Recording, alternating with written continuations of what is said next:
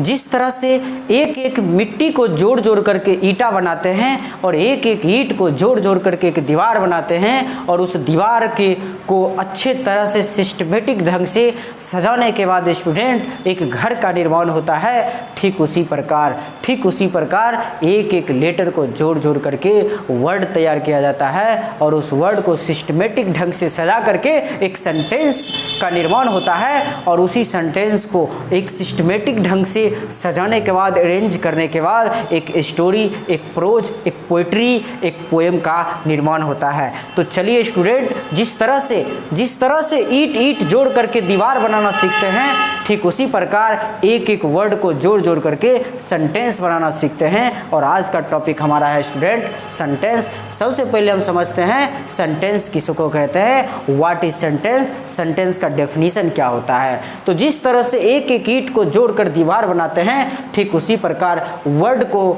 एक ग्रुप में करके स्टूडेंट सेंटेंस का निर्माण होता है। तो इस तरह से हमारा सेंटेंस का डेफिनेशन होगा। सेंटेंस का डेफिनेशन क्या होगा student, a group of words which makes a complete sense, it is known as the sentence।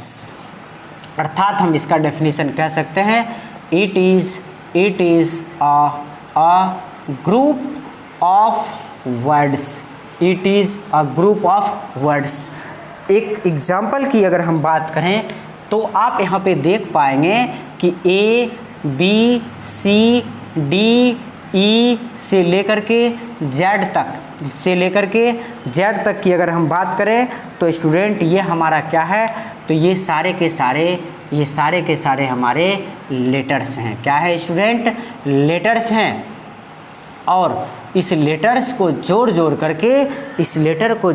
करके हम वर्ड का निर्माण करते हैं। जैसा कि आप देख सकते हैं, मान लीजिए APPLE एप्पल, एक बनाया THIS दिस, IS इज, और यहीं से एक हमारा जो पॉइंट बनता है वो पॉइंट बनता है क्या, तो वो पॉइंट हमारा बनता है जैसे कि मान लीजिए A। पिछले वीडियो में आपसे एक सवाल पूछे थे, क्या सवाल पूछे थे स्टूडेंट, तो ध्यान देना। हमने सवाल आपसे किया था, क्या सवाल किया था, क्या एक लेटर का वर्ड हो सकता है, क्या एक लेटर का वर्ड हो सकता है। तो इसका आंसर होगा yes, only one letter word बन सकता है। कैसे, मैं अभी आपको बताने वाला हूँ, ध्यान देना। अब इस वर्ड के ग्रुप को क्या कहते हैं, तो इस वर्ड के ग्रुप को स्टूडेंट सेंटेंस कहते हैं। क्या कहते हैं, सेंटेंस कहते हैं। इसको एक सिस्टमेटिक ढंग से सजा दें तो सजाने के बाद बन सकता है this is an apple, this is an apple, I am a student ETC। तो ये स्टूडेंट क्या है, तो ये हमारा स्टूडेंट सेंटेंस बनता है। क्या बनता है, तो स्टूडेंट ये हमारा सेंटेंस बनता है। आपसे एक सवाल पूछे थे, क्या एक लेटर का वर्ड बन सकता है, तो इसका आंसर होगा यस। जैसे आप यहाँ पे देख सकते हैं, ये हमारा एक सेंटेंस है और सेंटेंस वर्ड के ग्रुप से बनता है। जब वर्ड के ग्रुप से सेंटेंस बनता है, इसका मतलब इसमें जो भी है वो सारे के सारे हमारे वर्ड हैं। और इस वर्ड में ध्यान से आप देखिए, आई एम ए स्टूडेंट में आई भी एक वर्ड है और ए भी एक वर्ड है, और ये वर्ड सिर्फ एक लेटर का वर्ड है, इसलिए हमारा आंसर होगा यस। क्या होगा स्टूडेंट, यस। हाँ, एक लेटर का एक वर्ड हो सकता है, जैसे ए मीन्स एक, जैसे कि आई मतलब मैं। तो ये स्टूडेंट सारे के सारे क्या हमारे सेंटेंस है। सेंटेंस के अंत में फुल स्टॉप यूज़ किया जाता है, यानी कि एंड ऑफ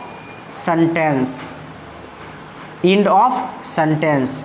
अगर वो पॉजिटिव सेंटेंस है तो फुल स्टॉप यूज़ होगा, अगर वहीं पे इंट्रोगेटिव सेंटेंस है, क्वेश्चन मार्क यूज होगा। वहीं पे अगर हमारा एक्सक्लामेटरी सेंटेंस है तो वहाँ पे साइन ऑफ एक्सक्लामेशन का यूज होता है। और वहीं पे यदि हमारा ऑप्टेटिव सेंटेंस है तो ऑप्टेटिव सेंटेंस में भी स्टूडेंट फुल स्टॉप का यूज होता है। इस बात का ध्यान रहे, सेंटेंस की शुरुआती जो होता है उसका फर्स्ट लेटर कैपिटल लेटर में लिखा जाता है। अर्थात जैसे हमारा ये एक सेंटेंस है, इसका पहला लेटर कैपिटल होना चाहिए, बाकी सब स्मॉल होना चाहिए। अगेन हमारा ये जो सवाल है दूसरा, एक सेंटेंस है, इसका पहला लेटर कैपिटल, बाकी सब स्मॉल होना चाहिए। लेकिन याद रखना, अगर बीच में कोई प्रॉपर नाउन अर्थात किसी खास नाम का यूज़ किया गया हो तो उसका भी पहला लेटर हमेशा कैपिटल ही होता है। यदि सेंटेंस के बीच में, जैसे एक एग्जांपल मैं ले सकता हूँ, ही इज़ राम, और वहीं पे दूसरा ही इज़ राम। आप ज़रा से बताओ सोच करके कि पहला सेंटेंस सही है कि दूसरा सेंटेंस सही है। ही इज़ राम और ही इज़ राम, इसमें सोच के बताओ आप, पहला सेंटेंस सही है कि दूसरा सेंटेंस सही है। तो यहाँ पे जो हमारा सेंटेंस है उसका पहला लेटर कैपिटल होना चाहिए, ऑलरेडी कैपिटल है, बाकी सब स्मॉल होना चाहिए तो स्मॉल है। लेकिन प्रॉपर नाउन बीच में राम का यूज़ किया गया है, जो कि कहीं भी आए तो कैपिटल होता है, इसलिए सेंटेंस गलत है।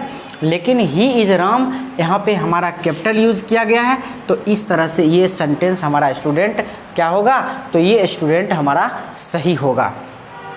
आपको अगर इंग्लिश समझ में नहीं आता है, आपको ऐसा लगता है कि इंग्लिश बहुत बोझिल सब्जेक्ट है, तो आप टेंशन काहे ले रहे हैं, क्योंकि टेंशन उसी चीज़ का होता है जिसका हल होता है ज़िंदगी में। तो आप मेरा वीडियो मत देखिए अगर आपको टेंशन हो रहा है, आप किसी ना किसी का, जिसका वीडियो आपको अच्छा लगता है उन्हीं टीचर का वीडियो निकाल करके आप देखिए। शॉर्ट वीडियो देखने से अच्छा है कि कुछ ना कुछ पढ़ाई से रिलेटेड चीज़ देखिए, जिससे आपका जो आगे का फ्यूचर है वो फ्यूचर बहुत बेहतरीन हो सकेगा। तो इस चीज़ का ध्यान रखिए। अगर कभी भी आपके पास खाली समय बचता है और उस समय आप फ़ोन के साथ होते हैं तो शॉर्ट वीडियो स्क्रॉल करने से ज़्यादा बेहतर होगा कि आप अपने ज़िंदगी के लिए, करियर बनाने के लिए जो टॉपिक्स आपको नहीं समझ में आता है उस टॉपिक का नाम यूट्यूब पे सर्च कीजिए। हज़ारों लाखों की संख्या में टीचर्स और लेक्चर्स पढ़े हुए हैं, बहुत आसान भाषाओं में। आपका दिमाग का बत्ती जल जाएगा और आप आसानी से इंग्लिश सीख सकते हैं। लेकिन दोस्त एक बार कोशिश तो कीजिए। दरअसल गलती हम लोग वहाँ पे करते हैं, जो सब्जेक्ट हमारी कमज़ोर रहती है उस सब्जेक्ट को छोड़ते चले जाते हैं और वो सब्जेक्ट हमारे लिए धीरे धीरे बोझिल बन जाता है। तो स्टूडेंट, जो सब्जेक्ट आपको बोझिल लगता है आप दूर मत भागिए उससे, क्योंकि दूरी होने से वो दूरी और बढ़ती चली जाएगी। इसलिए उस दूरी को घटाइए और उस सब्जेक्ट पे स्टूडेंट मेहनत कीजिए और अपना फ्यूचर बनाने का काम कीजिए। क्योंकि जब वक्त निकल जाएगा तो ये वक्त फिर स्टूडेंट लौट कर नहीं आता है, वक्त स्टूडेंट फिर लौट कर नहीं आता है।